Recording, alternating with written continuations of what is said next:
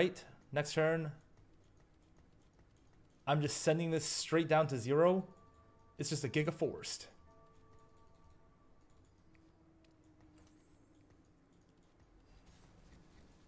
Oh fuck, this isn't even... Oh fuck. Oh fuck. There's no way I'm about to lose this, right? Wait.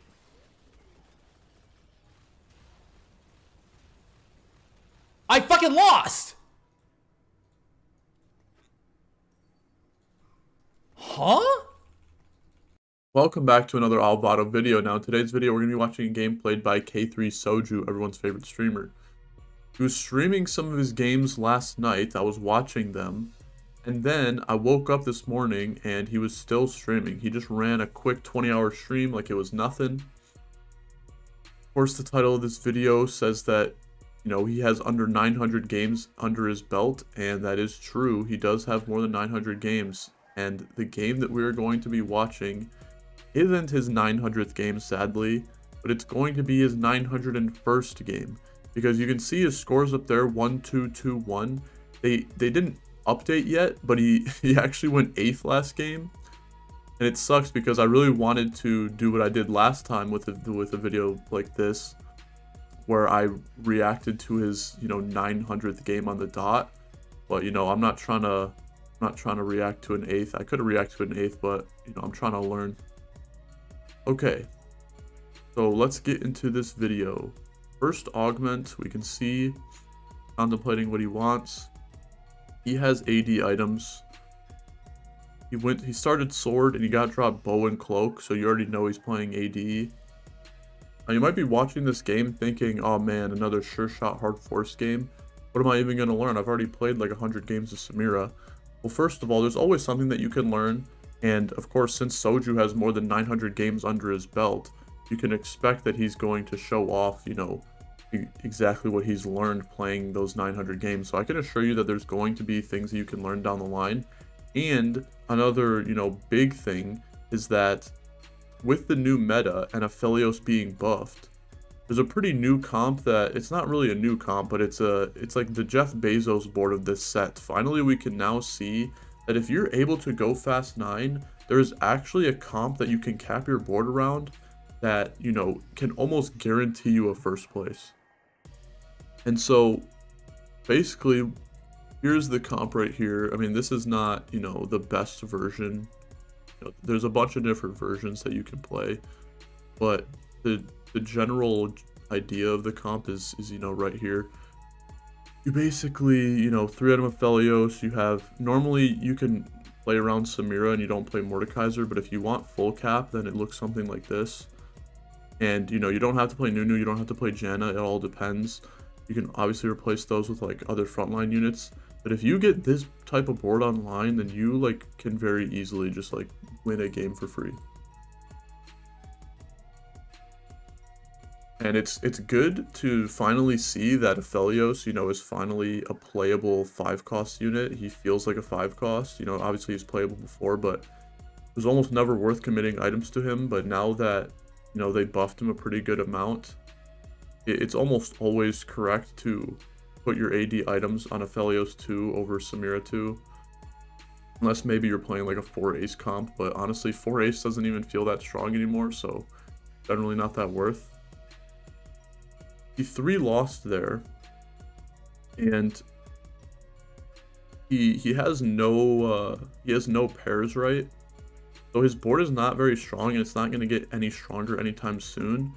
So he says, I have no hope of streaking these last 2 fights, so I'm just going to go ahead and 5 loss. I'm just going to cut my losses and hold these pairs.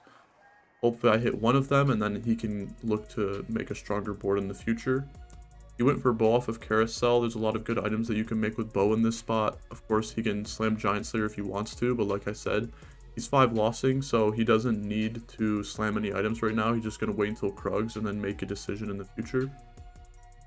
And we can see that someone else was, trying to 5 loss as well. So he has to, he has to sack his board to guarantee that he gets this 5 loss. if you're 4 loss and then you win on this round 2-6 here, you might as well just open FF, because it is, you know, it is extremely difficult to come back from that spot. You have low health, your economy is really low. You need to guarantee that you get this 5 loss, even if you're going to take a 5 unit loss, you know, at the expense, because gold is worth a lot more at this point in time. So he actually naturals this Sivir 2. He had a double Sivir shop, and then he found this Poppy 2. This is like perfect timing for him. He's able to make 40 gold. Look at the items he gets dropped. A full Last Whisper, and then a BF sword so he can slam this Deathblade, and then he can just, you know, use this to make it to, you know, stage 4 without being too unhealthy. Now, one thing I really want to point out here is this is where the 900 games of knowledge comes in.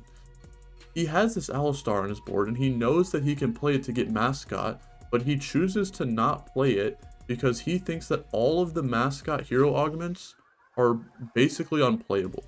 Alistar is like okay. Like if you get an Alistar augment, you're not like, you know, you're not happy, but you're not like, you know, you're not getting more dogged by that. But you can see if he had Mascot in here, then, and if these hero augments were 2 costs, he really doesn't like the Malphite and the Yuumi hero augments, which makes sense because the Malphite augments, you know, you can't play. You're not going to be playing a Malphite in this AD comp at all. You know, AD vertical Mascot and AD comp is like not really a thing. And then, of course, he obviously doesn't want any of the Yuumi hero augments. He doesn't want to have to play a Yuumi on his board that's like a reverse Fawn. So he guarantees that he does not get any Mascot. And then he gets shown 3 cost, 3 cost, 4 cost. And he goes ahead and re-rolls it, and then he ends up randomly getting this MF. You can see that he didn't have any.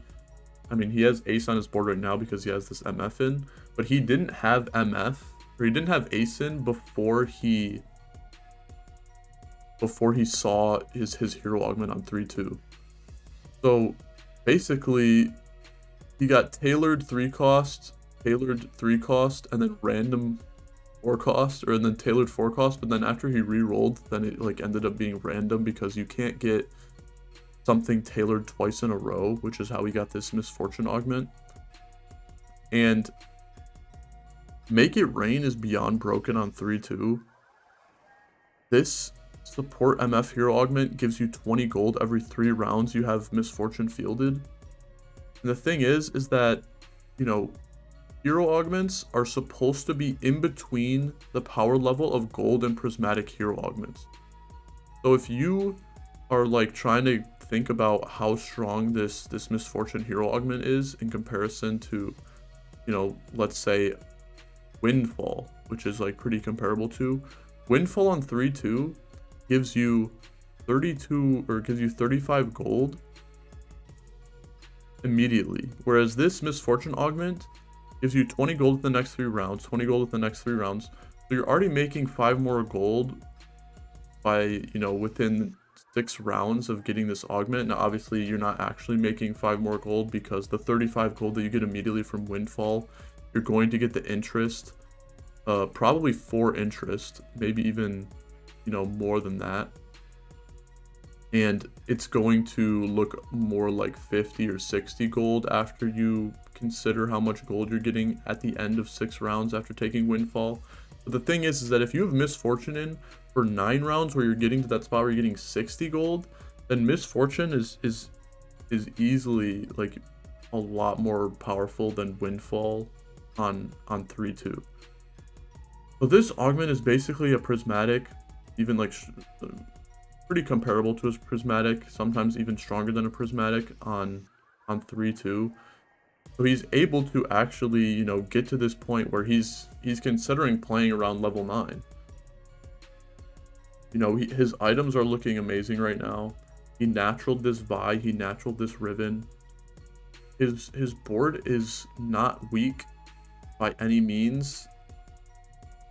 And, you know, he's healthy enough where he can basically, he's level 8 already because of the Make It Rain hero augment. So he's basically playing up a unit on most of the people in the lobby while he's just choosing to go level 9. Okay, so here's another pretty insane decision that he ends up making. I'm going to go ahead and pause the video here, and I want you to consider, based on his spot, which augment would you take? Ascension, because maybe he has so many frontline units, Phony frontline because it's like a generally good augment, or Thrill of the Hunt because he wants Thrill. Let's see what he takes, and then I'll give you my explanation of why he took it afterwards.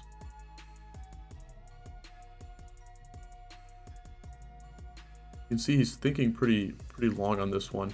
He ends up going for Phony frontline, and you might be thinking, okay, well, he has so much frontline. In past videos, I've, analyzed spots where people have like a lot of frontline, and then they end up choosing to go for Ascension. I think even in like a Soju video. And so why would he go for Phony frontline here when he already has so much frontline? He doesn't need any more frontline. The thing is, look at his items. He has 3 backline items and he has 1 utility item. He has not a single frontline item, and look at his frontline units: Poppy, Rammus, Riven, Vi, Alistar, and Galio. So many of these units he's not going to be playing on his final board. He definitely doesn't want to play Poppy. He finds a set 2 here just after rolling a small amount of gold to get that much stronger, and he replaces the Poppy with Set, but he doesn't even want Set on his final board. He doesn't want this Riven on his final board. He doesn't want this Rammus on his final board. Maybe he'll keep Vian for a while, but he really just wants to play around Alistar plus, Echo plus Leona. And he's not, once he figures out his full board, he's going to commit a lot more of his units to his backline. So it just makes sense to go Phony frontline here for the long-term prospect of it. He's first pick, so he's able to get an Aphelios off of Carousel. He swaps out Rammus for Sejuani because he wants a unit that utilizes Morello a little bit better. Rammus is a pretty good Morello holder, but Sejuani is, a little bit better. It hits a lot more units with that. It has more range than Rammus does. And since this sword is stuck on this Aphelios, he goes ahead and makes this Shojin. Now the reason behind that is because if he ever does get an Aphelios 2, he already has 3 items that he wants on it. He doesn't need to greed this sword to make an Aphelios item because he already has, the items on this Sivir. He's going to want to transfer them over. And so the way that he's going to do that is once he gets an Aphelios 2, he's going to sell the Sivir, put all 3 items on an Aphelios, like this Aphelios on his bench, and then he's going to make the Aphelios, and he's going to be able to get that Shojin off. He doesn't need to hold this sword on this Aphelios to try and make an IE or a Deathblade or a Giant Slayer or whatever, because he doesn't want those items in the first place anyways because he already has them. So he's able to get his 3rd cash out with the Make It Rain augment, and then he just goes ahead and sells the MF. He doesn't want MF on his board. He's going to be playing around, the sure shots, and he wants Samira to have ace. So he goes ahead and sells his fortune to guarantee that the Samira has the ace trait. Now level 9, he's rolling pretty deep. He's really looking for an Aphelios here. He hits the Aphelios, and you can see he does exactly what I said. He's able to get 4 sure shot back in because even though he sold the Sivir, he was holding the Senna on his bench so he could guarantee replace the sure shot that he was getting from Sivir, and he could add in Senna. Takes a 2-unit loss here and ends up getting pretty low, but the thing is that this is his last loss. You can see he's the lowest in the lobby right now, but he is not shaken. I mean, he's level 9 on stage 5. He has an Aphelios 2. Like I said, Aphelios 2 is basically max cap on this patch. So the reason why, he's not stressing right now is because he knows that, he's going to be able to win out from this spot. All he needs to do is just get a couple more upgrades, and he's going to be unstoppable.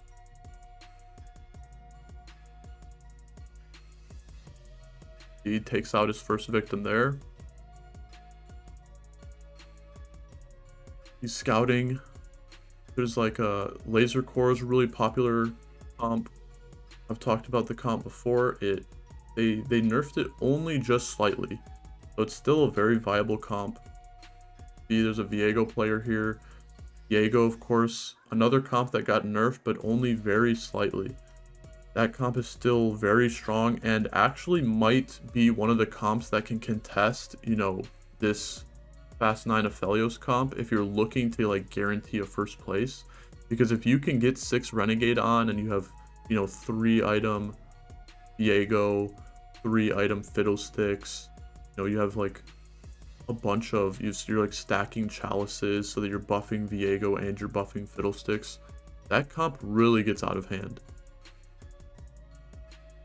He ends up selling that Janna there. The Janna was sunny weather, so it wasn't actually giving him that much to his team. Now he does lose out on 3 civilian, which is like a pretty massive, you know, loss. But he's able to fit in 3 Aegis now that he's dropped this Janna. And 3 Aegis giving your entire team, you know, that much more MR makes it a lot easier to go against these, you know, Laser Core players and Viego players. Those comps are extremely, you know, prevalent in this patch. Flex AP is really strong as well. So playing around, you know, an Aegis frontline is a pretty good idea if you're trying to scale into the late game.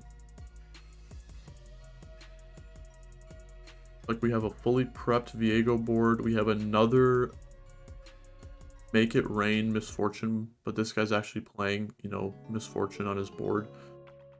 Which, you know how I talked about earlier, how if you even just get 3 Misfortune Make It Rains, then it's already comparable to a Prismatics, probably even better.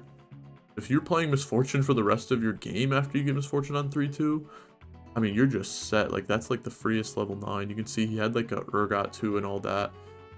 And with Soju being on level 9 for the entirety of stage 5, like, where's his 2-star 5 costs? He has this Viego. I mean, he has this Aphelios, but he has nothing else.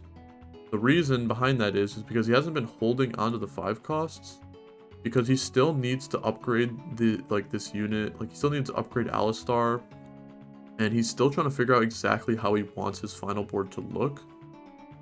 So he's been spending, you know, a good amount of his time trying to make sure his board is stable right now, and he's not thinking about holding on to 5 costs to try and get, like, you know, the Jeff Bezos board. Because at the end of the day, he is 4 HP, so he just needs to make sure that he's stabilized. He finally hit this Fiddlesticks 2. 4 players left in the lobby. Viego player, the MF player, and someone else.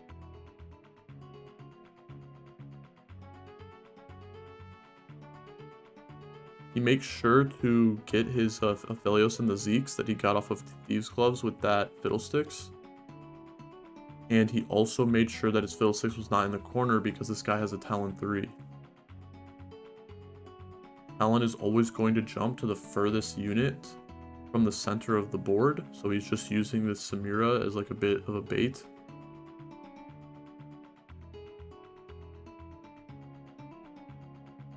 Oh, and then a vertical threat player.